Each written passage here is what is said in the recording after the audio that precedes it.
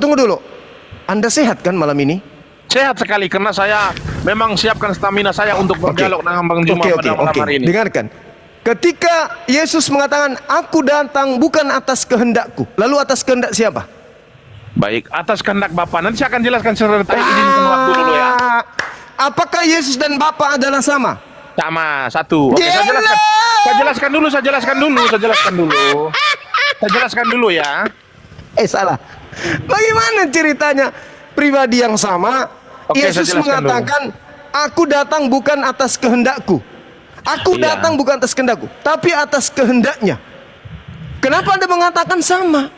Oke, baik, saya akan jelaskan dulu secara detail, tapi kasih waktu, oke? Oke, baik, terima kasih atas waktu yang sudah diberikan oleh Bang Juma kepada saya. Jadi begini ya, Tuhan kami itu Tuhan yang sangat maha kuasa. Kemahakuasaan dia itu sangat luar biasa, kedahsyatannya dia itu sangat luar biasa. Maka dia berbicara di dalam 2 Tawarik 6 ayat 18. Tetapi benarkah Allah hendak diam bersama dengan manusia di atas bumi? Sesungguhnya langit, bahkan langit yang mengatasi segala langit pun tidak dapat memuat engkau, terlebih dari rumah yang kudirikan ini. Artinya, Bapa yang kami sembah sebagai YHWH itu tidak akan mungkin turun ke bumi. Jikalau memang dia turun ke bumi, maka bumi ini akan hancur lebur. Lalu bagaimana cara YHWH ini berbicara dengan para nabi sebelum kedatangan Yesus? Ternyata Tuhan itu kalau mau berbicara dengan para nabi itu dia mengutus firman-Nya turun ke bumi, memancarkan cahayanya itu dari surga turun ke bumi untuk berbicara dengan para nabinya. Jadi dia melalui perantaranya itu firman-Nya ini untuk berbicara dengan para nabinya. Maka di dalam Yesaya 55 ayat 11, apa kata Tuhan kepada Yesaya? Firman-Ku kembali kepadaku tidak dengan sia-sia, dia melakukan sesuai dengan apa yang Kukendaki. Artinya, sang firman yang turun berbicara dengan para nabi mulai dari Musa, Yesaya, Yeskiel itu adalah sosok yang diutus oleh Bapaknya. Maka dia melakukan sesuai dengan apa yang dikehendaki. Bentar. Maka dia melakukan sesuai dengan apa yang dikehendaki oleh Bapaknya. Maka ketika Yesus mengatakan, aku diutus oleh Bapaknya, itu benar. Aku diutus oleh Bapaknya. Bukan. Apa yang dipertanyakan Bang Juma tadi? Aku diutus oleh Bapaknya Nana. Aduh, Mei, panjang lebar saudara Prof menjelaskan. Anda ingin berkelit, tapi nggak bisa. Yesus datang mengatakan, aku datang bukan atas kehendakku. Kenapa demikian? Sebab Yesus itu dikagetkan. Kok tiba-tiba aku ada di dunia? Ini yang menciptakan saya siapa? Ini yang mengutus saya kok siapa ya? Kok tiba-tiba saya lahir ada di Yerusalem, dibesarkan sama seorang wanita bernama Maria. Yesus kaget. Dia tidak pernah sadar kalau kelak dia akan diciptakan, diutus, menyampaikan risalah kepada Bani Israel. Makanya dia mengatakan, aku datang bukan atas kehendakku. Nah, ketika Anda mencoba mengambil data Yesaya 55 nomor 11, firman yang keluar dari mulut Tuhan tidak akan kembali sebelum melakukan apa yang diperintahkan. Jadilah terang. Firman itu tidak keluar dengan sia-sia, terang jadi. Jadilah malam, firman itu tidak sia-sia, jadi malam. Jadilah bumi, firman itu keluar, tidak jadi sia-sia, jadi bumi. Jadilah hamil, lahirkanlah seorang manusia bernama Yesus. Hamil, lahir, tidak sia-sia. Jadi kedudukan daripada Yesus tiba-tiba saja diciptakan. Mazmur 33 nomor 9, Tuhan memberi perintah, Maria hamil yuk, hamil. Lahirkan seorang manusia, lahirkan seorang manusia. Itu Mazmur 33 nomor 9. Makanya Yesus mengatakan, aku datang bukan atas kehendakku. Kedatangannya bukan atas kehendaknya. Perkataanku bukan dari diriku sendiri. Yohanes 12 nomor 49. Pekerjaannya, mukjizatnya bukan dari dirinya sendiri, tetapi dari Tuhan yang mengutus dirinya. Yohanes 5 nomor 30. Apalagi Yohanes 8, 16, 17, 18, 19. Aku menghakimi bukan dari diriku sendiri. Penghakimanku karena aku bersama dengan Bapa yang telah mengutus. Tidak ada daya Yesus itu. Dia datang bukan atas kehendaknya, berarti dia bukan Tuhan. Dia hanya utusan Tuhan.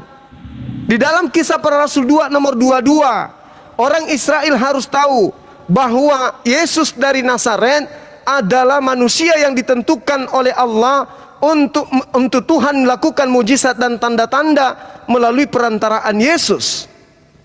Jadi Yesus ini bukan Tuhan, dia utusan Tuhan, dia alat Tuhan, dia kurirnya Tuhan, dia pesuruhnya Tuhan, dia hambanya Tuhan yang diberi bekal berupa senjata mujizat agar supaya Tuhan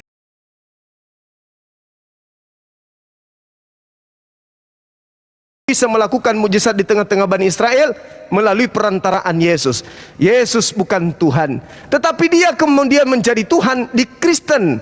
Kristen pertama kali itu dipatikan atas apa yang diajarkan Paulus di Antioquia. Mengambil kitabnya orang Yahudi yang hanya untuk orang Yahudi, lalu dijadikan kitab itu batal, lalu kemudian menjual konsep dogma doktrin perjanjian baru. Jadi Yesus itu bukan Tuhan. Di dalam kitabnya orang Yahudi yang kita lihat tadi, Tuhan tidak pernah membentuk dirinya menjadi makhluk. Yesus dibentuk menjadi daging, berarti dia bukan Tuhannya Bani Israel. Kalaupun dipaksakan menjadi Tuhan, maka Tuhan yang dimaksud di sini bukan Tuhannya Bani Israel, tetapi Tuhannya Romawi, Tuhannya Yunani, yaitu Zeus. Pahami itu. Oke, terima kasih. Beri tepuk tangan kepada Bang Juma dulu, maka aku akan menjelaskan konsep Thank you, ritual. Bang. Ya. Wow, barakallah. Bismillahirrahmanirrahim. Luar biasa, Mimi Bos dapat kucing. Lanjut. Yehuda Oke, yang baik. hadir tadi itu, Yehuda, singa kecil. Oke. Artinya menjelaskan Yesus artinya kita berbicara tentang Tritunggal dulu ya. Jadi di dalam 2 Tawarik tadi sudah sangat dijelaskan bahwasan Tuhan kami yang kami sebut sebagai Bapa yang namanya adalah Yahweh itu tidak akan mungkin turun ke bumi karena memang bumi tidak akan bisa menampung dia, karena memang langit yang mengatasi segala langit juga tidak akan bisa menampung dia. Apa alasannya? Karena kedahsyatannya. Lalu bagaimana cara Tuhan itu untuk berbicara dengan para nabi? Apakah dia harus teriak dari atas? Tidak. Ternyata Tuhan ini mempunyai 3 pribadi, yaitu Bapa itu mengutus firman-Nya itu turun ke bumi untuk berbicara dengan para nabi. Contoh seperti di zaman Musa. Tuhan itu mengutus firman-Nya turun ke bumi itu, berbicara dengan nabi itu, firman ini bisa berteofani menjadi awan ataupun api. Jadi yang berteofani menjadi awan ataupun api ini bukan Bapa, tetapi firman-Nya. Nah, selanjutnya itu sang firman itu turun ke bumi itu atas kehendak Bapaknya. Jadi Bapaknya itu mau memerintahkan firman ini turun ke bumi untuk berbicara dengan para nabi, bukan Musa saja tetapi seluruh para nabi. Jadi yang berbicara dengan para nabi, yang menjadi perantara antara nabi dengan Bapa itu adalah firman-Nya. Jadi firman Bapa ini adalah satu. Nah, kita analogikan kepada matahari. Nah, sekarang kita lanjut ke analogi matahari ya. Karena konsep Tritunggal itu memang harus dianalogikan dengan matahari supaya apa? Supaya gampang untuk dicerna, karena memang Meme Bos sedang menjelaskan teologisnya. Saya lanjutkan ya. Tuhannya Kristen itu Tuhan esa tetapi mempunyai 3 pribadi. Jadi Bapa dan Yesus itu adalah satu. Dinda Ali. Matahari. Jangan dipotong dulu, siapa yang jangan selanjutnya. Jadi Iya, sorry. Pertanyaan saya kok kemana-mana jawabannya, Bang. iya nanti saya akan jawab, gampang. Saya akan jawab. Jadi yang berbicara dengan para nabi itu bukan yang turun berbicara dengan para nabi itu bukan Bapa itu, tetapi firman yang diutus oleh Bapa itu dia yang melakukan pekerjaannya. Nah, firman ini dengan Bapa apakah satu hakikat? Satu hakikat. Nanti saya akan jelaskan. Nah, firman dan Bapa ini kita menganalogikan dengan matahari. Matahari dan cahaya itu adalah satu. Matahari turun ke bumi itu sudah pasti atas kehendak matahari. Kalau tanpa matahari, cahaya matahari tidak akan turun ke bumi. Apakah cahaya matahari ini bisa dipisahkan dengan matahari? Tidak akan bisa dipisahkan. Apakah mereka satu? Satu. Apakah matahari bisa turun ke bumi? Tidak bisa. Apakah bumi bisa menampung matahari? Tidak akan bisa. Apa alasannya? Matahari terlalu dahsyat, tidak akan bisa ditampung oleh bumi. Lalu bagaimana cara matahari itu memperkenalkan dirinya kepada manusia? Dengan mengutus cahayanya ke bumi. Apakah bumi bisa menampung cahaya matahari? Bisa. Nah, sama seperti Yesus itu, Tuhan kami itu mempunyai firman yang memancar dari surga itu ke bumi, yang bisa ditampung oleh bumi. Dan Bapa tidak akan mungkin turun ke bumi. Jikalau Bapa turun ke bumi, maka bumi itu akan hancur lebur karena kedahsyatannya. Matahari tidak akan mungkin turun ke bumi. Kalau matahari turun ke bumi, bumi akan hancur lebur karena kedahsyatannya. Tetapi bumi bisa menampung cahaya matahari, tetapi bumi bisa menampung firman-Nya Tuhan. Itulah persamaan ataupun analogi berkaitan tentang Allah Tritunggal dengan matahari. Jadi cahaya matahari dengan matahari adalah satu, mereka bisa dibedakan tetapi tidak bisa dipisahkan. Yesus dan Bapa adalah satu, bisa dibedakan tetapi tidak bisa dipisahkan. Bapa tidak turun ke bumi tetapi firman-Nya yang turun ke bumi. Matahari tidak turun ke bumi tetapi cahayanya yang turun ke bumi. Maka apa kata Yesus? Bahwasan dia diutus itu benar. Nah, berkaitan tentang Yesus diutus itu benar, di Yohanes 8 ayat 42 saya bacakan ya. Kata Yesus kepada mereka, jikalau Allah adalah Bapakmu, kamu akan mengasihi aku. Sebab aku keluar dan datang dari Allah. Dan aku datang bukan atas kehendakku sendiri, melainkan dialah yang mengutus aku. Dia mengatakan dia datang dan keluar dari Allah. Cahaya matahari itu sudah pasti keluar dari matahari untuk menjangkau bumi. Dan Yesus itu keluar dari Allah, turun ke bumi untuk menjangkau bumi, untuk berbicara dengan para nabi adalah Yesus. Karena Bapa tidak akan mungkin turun ke bumi. Inilah analogi yang paling tepat. Ini adalah doktrin yang paling tepat untuk dijelaskan. Gantian. Oke, maka saya memperkuatkan satu ayat. Yesus mengatakan bahwasan aku dan Bapakku adalah satu, sama seperti cahaya matahari dengan matahari adalah satu, bisa dibedakan tetapi tidak bisa dipisahkan. Aku dan Bapakku bisa dibedakan tetapi tidak bisa dipisahkan. Amin, haleluya. Semoga pencerahan dari saya ini dapat menyadarkan teman-teman semua. Oke, saya ikuti. Di dalam kitabnya orang Yahudi 2 Tawarik yang kita tahu 16 nomor 8, 2 Tawarik 6 nomor 18. Benarkah Tuhan akan turun ke bumi? Sesungguhnya langit, bahkan langit yang menaungi seluruh langit. Ini langit, ada lagi langit, ada lagi langit. Ada langit di atasnya yang menaungi semua langit-langit yang ada di bawah. Tidak dapat memuat Allah, apalagi rumah ini, apalagi rahimnya Maria. Lalu kemudian saudara mengambil analogi matahari. Pasang kuping baik-baik. Matahari bersinar ke bawah, kena bumi. Oke? Sinar matahari ini kemudian Anda katakan analogikan sebagai Yesus. Kalau ini Anda analogikan seperti Yesus dengan Sang Tuhan, keliru besar. Matahari ketika bersinar ke bawah, redupnya matahari itu tergantung daripada bagaimana matahari ini tertutup awan atau tidak. Paham ya? Redupnya matahari. Maka ketika matahari kemudian menginginkan cahayanya itu kembali terang tanpa kemudian redup, ya, maka tidak membutuhkan bantuan apa-apa. Selain daripada sinar matahari tidak pernah redup, melainkan awan yang menutupinya lah yang membuatnya redup. Sekarang permasalahannya adalah, bisakah Yesus hidup tanpa nasi, tanpa ikan goreng, tanpa air minum? Bisa? Bisakah Yesus tanpa buang sebulan, tanpa buang pipis sebulan? Bisakah Yesus hidup tanpa nenen ke ibunya? Matahari, mau dia bersinar ataupun tidak, sinar matahari tidak berpengaruh apa-apa. Dan apabila dia redup, sinar matahari tidak butuh dicas oleh benda lain. Sinar matahari apabila dia redup tidak membutuhkan oksigen atau bantuan sinar matahari yang lain. Oh, matahari lagi redup, kita cas yuk. Enggak. Yesus lagi lemas-lemasnya, butuh apa? Butuh makan, butuh minum, butuh nenen, butuh tidur. Dalam natur manusianya. Nah, ini analogi matahari yang tadi. Bagus. Jangan juga ngatur sinarnya. Sinarnya bisa diatur enggak? Gak bisa kan?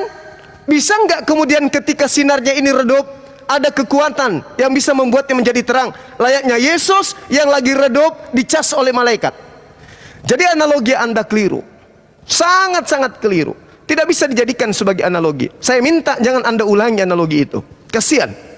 Nah sekarang permasalahannya adalah ketika Yesus yang adalah manusia Anda jadikan sebagai Tuhan, di mana Anda bisa berpijak? Kitabnya para nabi-nabi itu sendiri tidak pernah kemudian mengajarkan Tuhannya bisa menjadi manusia. Ingat tadi 2 Raja-Raja 6 nomor 18. Tuhan tidak bisa datang. Maka kemudian karena Tuhan tidak bisa datang, maka Tuhan mengambil perantara, yaitu manusia. Mereka disebut nabi, mereka disebut rasul. Dialah perantara daripada Tuhan. Makanya Kisah Para Rasul 2 nomor 22, orang Israel harus tahu bahwa Yesus yang kumaksud adalah Yesus dari Nazaret, seorang manusia yang ditentukan oleh Tuhan untuk melakukan mujizat, tanda-tanda dan kekuatan yang dilakukan oleh Tuhan melalui perantaraan Yesus. Makanya Yesus mengatakan, aku datang bukan atas kehendakku. Kalau bukan atas kehendakku, berarti atas kehendak yang lain. Kalau bukan atas kehendakku, berarti aku bukan yang maha berkehendak. Kalau bukan aku yang maha berkehendak, maka aku bukan sang Tuhan. Aku hanya makhluk utusan Tuhan. Tolong dipahami itu. Tolong dipahami. Makanya saya katakan di awal bahwa ajaran Taurat itu adalah ajaran yang dikhususkan hanya untuk Bani Israel toh. Bukan untuk di luar Bani Israel. Karena kapan keluar dari Bani Israel, maka ajaran itu berubah secara frontal 380 derajat. Dan terbukti betul. Karena yang menerima ajaran Taurat atau perjanjian lama atau Septuaginta adalah orang Romawi Yunani yang memang dari nenek moyang mereka menganut ajaran animisme, menyembah kepada roh-roh. Maka ajaran Yesus kemudian diedit sedemikian rupa untuk menyamanyamakan antara ajaran Zeus dan ajaran Yesus, antara ajaran Romawi kuno dengan ajaran para nabi.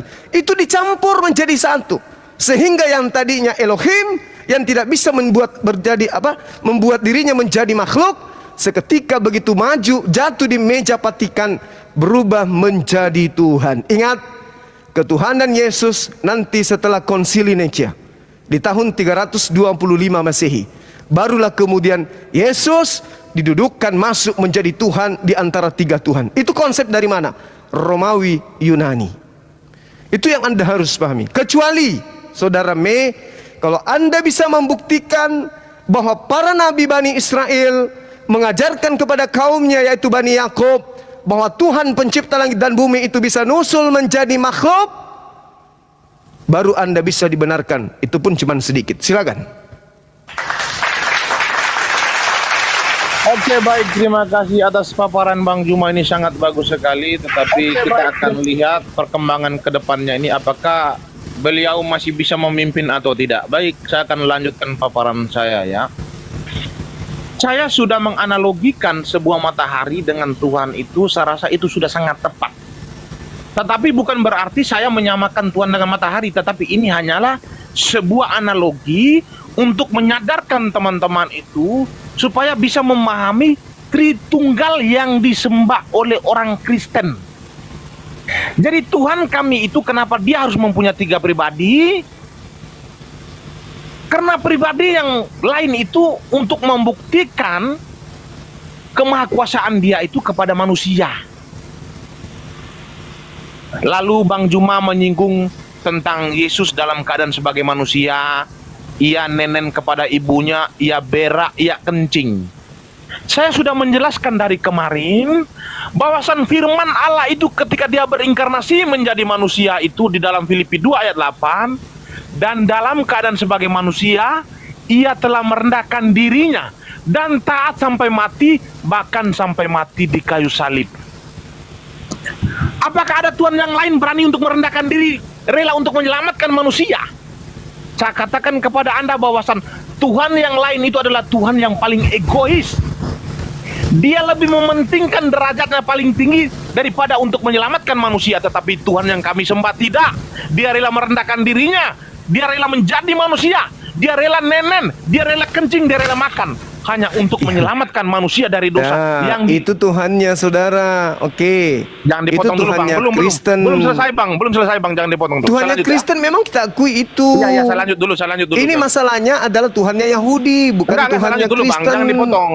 Masih waktu saya lanjutkan ya, sedikit lagi ya. Oke. Dan harus memang gitu. Oke. Orang Kristen harus percaya diri, jualan Oke, Yesus. saya lanjutkan. Jangan Tuhannya Yahudi yang diklaim. Oke, saya lanjutkan. Ya. Jadi Tuhan kami ini bukan Tuhan yang egois, tetapi Tuhan kami ini hanya ingin menyelamatkan manusia dari dosa yang diikat oleh iblis ini. Dia rela merendahkan dirinya menjadi seperti manusia hanya untuk menyelamatkan mereka. Jadi ketika Bang Juma menyinggung tentang kemanusiaan Yesus, saya aminkan ketika Bang Juma mengatakan bahwasan Tuhan kami dalam keadaan sebagai manusia, dia nenen kepada ibunya. Saya aminkan kepada Bang Juma. Tetapi topik pembahasan kita di sini, apakah... Oke, saya lanjutkan. Memang patut harus diberi tepuk tangan karena memang itu salah satu bentuk penghormatan kepada seorang memebos. Saya lanjutkan lagi ya. Nah, berbicara tentang Yesus ini sudah saya katakan tadi. Yesus itu kalau dianalogikan dengan matahari itu, Yesus itu tidak akan bisa dipisahkan dari Bapaknya, tetapi bisa dibedakan. Matahari tidak akan bisa dipisahkan dari matahari, tetapi bisa dibedakan. Kita bisa membedakan matahari. Kita bisa membedakan cahaya matahari, tetapi mereka tidak bisa dipisahkan. Kita bisa membedakan Bapa, yaitu Bapa tidak bisa mungkin turun ke bumi, karena kalau dia turun, bumi akan hancur lebur. Kita bisa membedakan firman Bapa yang turun ke bumi, yang bisa menuju menjadi manusia, yang bisa berteofani menjadi awan ataupun api, tetapi kita tidak akan bisa pisahkan mereka. Mereka adalah satu.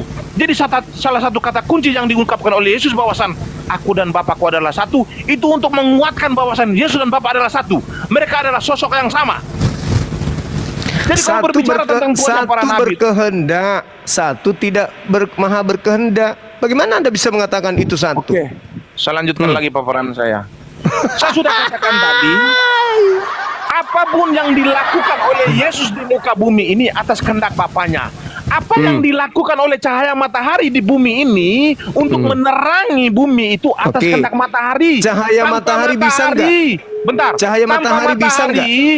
Cahaya matahari, saudara. Tanpa matahari, cahaya matahari tidak akan mungkin turun ke bumi. Tanpa Saudara, Bapa, Yesus tidak akan mungkin turun ke bumi. Bung, apakah cahaya matahari bisa dipisahkan dengan matahari? Tidak akan bisa dipisahkan. Apakah Yesus bisa dipisahkan dengan Tuhan? Tidak bisa dipisahkan. Pada saat Yesus meninggal? Tidak bisa dipisahkan, tidak bisa dipisahkan. Pada saat Yesus mati? Tidak bisa dipisahkan. Yang berteriak, mengapa engkau meninggalkan aku? Itu kan Tuhan firman sudah kembali ke atas. Jadi yang berteriak Eli lama sekali itu siapa? Kemanusiaannya.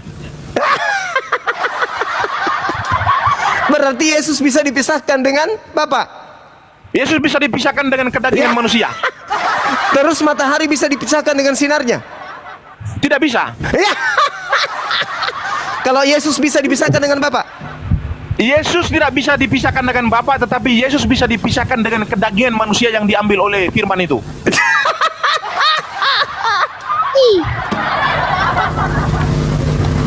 Anda lucu. Anda lucu. Matahari sinar tidak bisa dipisahkan. Ketika menjelaskan siapa Yesus itu hebat. Bisa dipisahkan. Eli, kenapa lama sekali? Itu kan Yesus yang mengatakan itu katanya.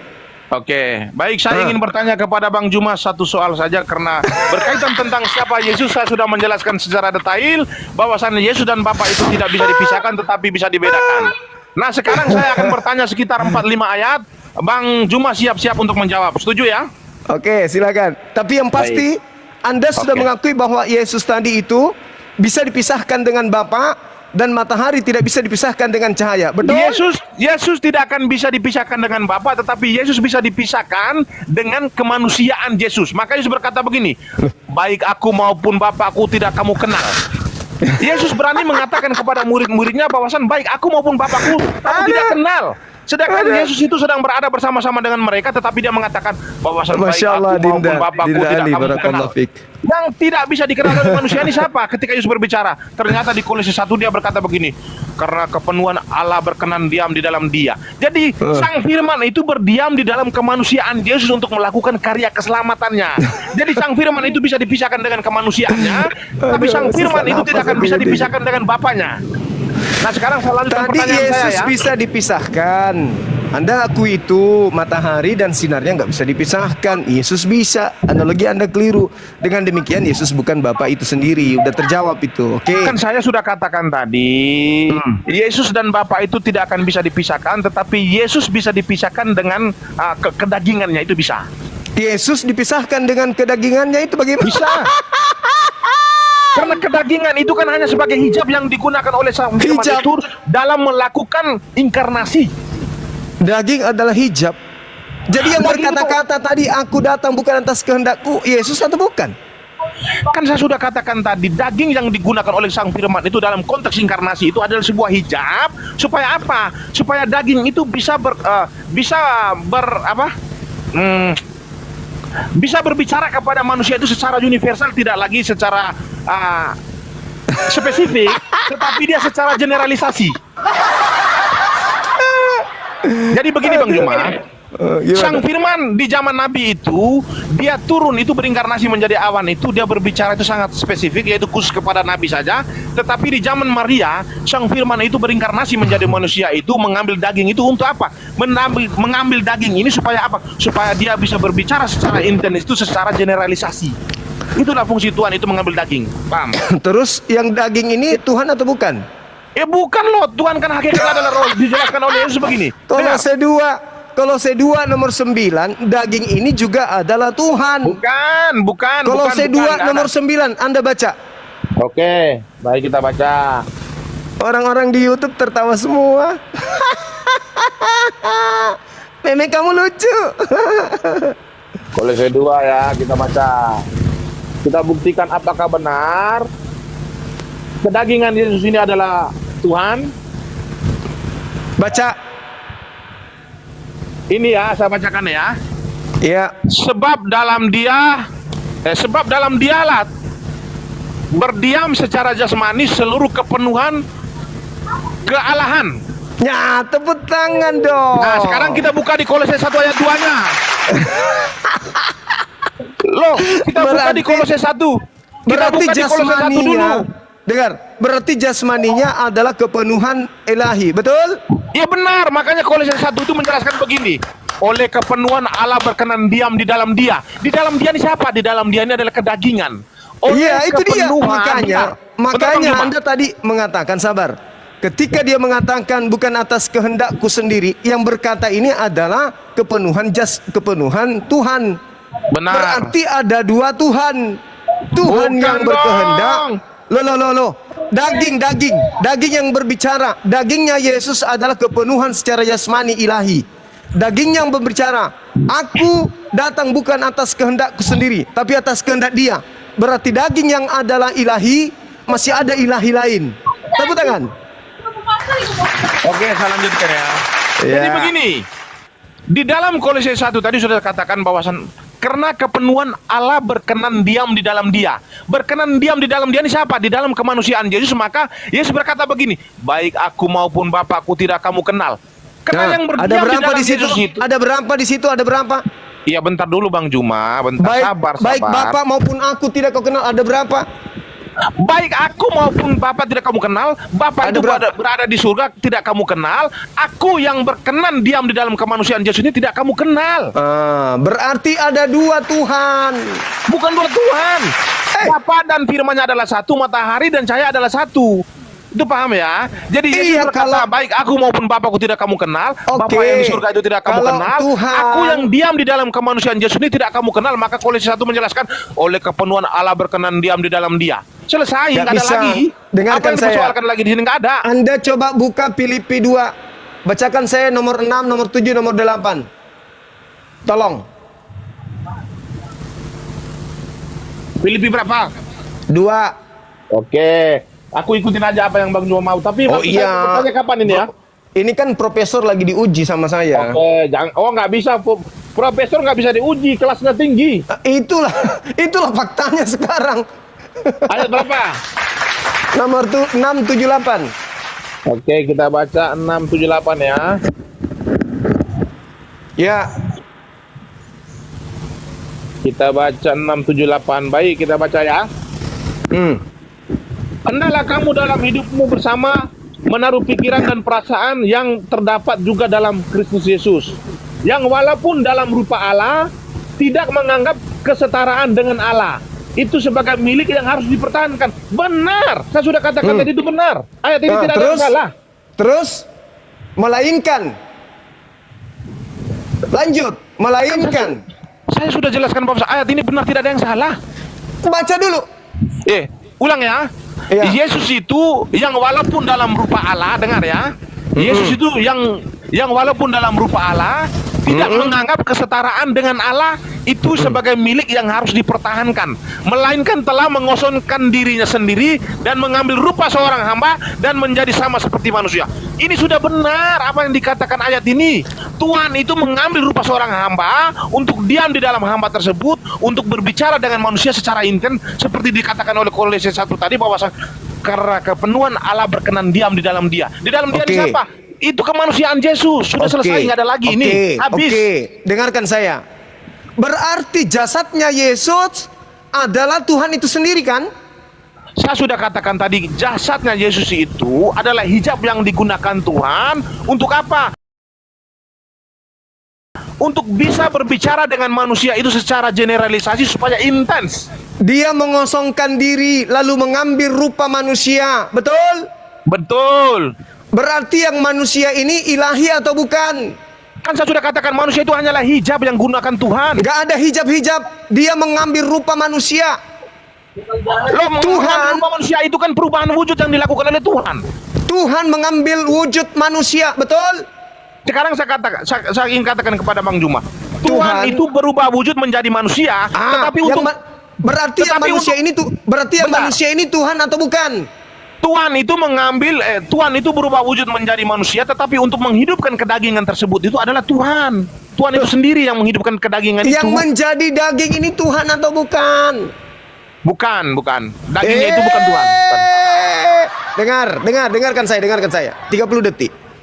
Pada mulanya adalah firman, firman itu bersama-sama dengan Theos, firman itu adalah Theos. Yohanes 1:14, Theos itu telah menjadi daging. Oke. Tuhan telah menjadi daging. Sekarang saya komparasikan biar saudara-saudara yang menjadi daging. Tunggu. Yang menjadi daging ini apa? Theos atau bukan? Oke, sekarang saya tanya kepada Bang Juma. Yang menjadi daging ini Theos atau bukan? Tuhan telah menjadi daging itu sudah benar. Firman itu telah menjadi daging itu sudah benar. Berarti ketika Tuhan mengatakan, aku datang bukan atas kehendakku sendiri, berarti ada lagi Tuhan lain, betul? Oke, enggak, bukan. Saya sudah katakan tadi bahwasan firman dengan Bapa itu adalah satu, sama seperti matahari yang tidak bisa dipisahkan tetapi bisa dibedakan. Saya lanjutkan dulu paparan saya ya. Tuhan sudah menjadi daging. Ketika dia menjadi daging, Tuhan yang jadi daging mengatakan, aku datang bukan atas kehendakku. Berarti masih ada yang lebih maha berkehendak, betul? Di situ dikatakan bukan Bapa yang menjadi daging, tetapi kan firman dikatakan di situ. Hai. Pada mulanya adalah firman, firman itu bersama-sama dengan Bapa, dan firman itu adalah Bapa, firman itu adalah Bapa, Bapa itu adalah firman, firman itu adalah Bapa, Bapa itu adalah firman. 1 Yohanes 14, Bapa yang adalah firman, firman yang adalah Bapa itu telah menjadi daging. Betul? Betul. Nah, berarti yang menjadi daging ini adalah Bapa. Betul? Yang menjadi daging itu adalah firman, bukan Bapak. Saya jelaskan dulu secara detail. Harapan saya itu tolong disabar dulu ya. Sabar. Saya jelaskan ya. Baik begini ya. Oke, saya jelaskan. Yukhadi'una Allah walladzina amanu wa ma yakhda'una illa anfusahum wa ma yash'urun. Engkau ingin menipu kami, tapi sesungguhnya engkau cuma penipu dirimu sendiri. Tadi katanya baik. Saya berusaha untuk menipu, tetapi saya hanya di sini. Firman itu bersama-sama dengan Bapa, dan firman itu adalah Bapa. Bapa itu telah menjadi daging. Filipi 2, 6, 7, 8. Kolose 2, 9. Jasadnya Yesus adalah kepenuhan ilahi. jasad, badan yang ada keteknya. Nah itu yang menjadi ilahi, itu dia itu dagingnya itu. Iya. Nah sekarang Jadi Bang Juma, Yesus mengatakan, aku datang bukan atas kehendakku sendiri. Berarti masih ada Tuhan lain di atas. Betul? oke, baik saya jelaskan. Betul? Saya kan sudah katakan Betul? tadi. Bentar Betul? Bang Juma. Bentar saya jelaskan dulu. Bilang Saya aja kan betul. sudah katakan. Tidak betul. Saya lanjutkan. Oke, saya lanjutkan Ya ya. Allah ya Karim, begitu susahnya kebenaran ini diajarkan kepada Anda. La haula wala quwata Oke. illa billah. Summum bukmun umyum fahum la yarjiun. Masya Allah. Oke, Sepertinya saya lanjutkan. diskusi ini bahasa Indonesianya nggak nyambung nih Meme nih. Oke, saya lanjutkan dulu ya. Enggak, Bang Andi tidak boleh Aku buka memihak. masker dulu ya, Tapi capek aku mas. sebagai moderator itu sportif. Saya lanjutkan dulu paparan saya supaya Anda paham. Iya. Saya lanjutkan ya. Jadi yang dipersoalkan oleh Bang Juma ini, dia memaksa bahwasan harus Bapa itu yang telah menjadi manusia tetapi bukan firman. Dia mengutip sebuah ayat dari Yohanes 1 ayat 1 itu, dia memastikan Bapa itu hakikatnya adalah firman. Bukan. Bapa itu adalah hakikatnya adalah roh tetapi memiliki firman. Kenapa Yohanes mengatakan bahwasan pada mulanya adalah firman dan firman itu bersama dengan Allah dan firman itu adalah Allah? Yohanes mencatat itu, dia mengutip di Kejadian 1 sampai 6 ketika dalam proses penciptaan itu Tuhan menciptakan alam semesta ini, terdengar hanya suara Tuhan saja, sosoknya tidak ada. Jadi kalau suara Tuhan sudah ada di situ, dipastikan bahwasan roh Allah ada di situ, tidak mungkin roh Allah tidak ada. Kenapa manusia tidak bisa melihat? Karena memang roh Allah itu tidak bisa dilihat oleh secara kasat mata. Jadi ketika firman itu bersama dengan roh itu benar, firman itu bersama dengan Theos ataupun Allah itu benar. Bukan berarti firman ini hakikatnya adalah roh, bukan, itu salah. Jadi yang telah menjadi manusia ini adalah firman, bukan roh Allah ataupun bukan Bapa itu sendiri. Maka Yesus mempertegas Yohanes 6 bahwasan aku telah keluar dari Allah. Untuk menjadi apa? Untuk menjadi manusia. Keluar. Jadi hakikat firman Itu yang bukan roh. dikatakan oleh Yesus bahwasan aku telah keluar dari Allah untuk menjadi manusia.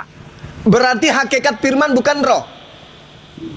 Hakikat firman bukan roh, itu benar. Hakikat Bapa adalah Roh.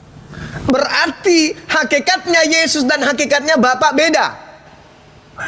Firman itu berada di dalam Nggak roh. jawab dia. Loh, kan saya sudah katakan tadi, firman itu bersama dengan roh dan firman itu diam di dalam roh tersebut. Maka Iya. Yesus berkata, aku dan Saya Bapa adalah tanya, satu. Aku telah keluar dari Allah. Aku keluar dari Bapa itu, bahwasan firman hakikat itu keluar dari Yesus dalam itu- roh tersebut. Hakikat Yesus itu adalah firman. Hakikat firman bukan roh. Hakikat Benar. Bapa adalah roh. Bukan. Berarti hakikat Yesus Benar. dan hakikat Bapa beda. Betul? Jawab. Iya benar, hakikatnya beda, tetapi mereka adalah satu. Loh, kok beda bisa satu? Rabbil alamin. Kan saya boleh bicara nggak sebentar? Stop dulu, yang lain stop dulu. Saya boleh bicara sebentar? Maliki yaumiddin. Tolong yang lain standby. Iyyaka na'budu wa iyyaka nasta'in.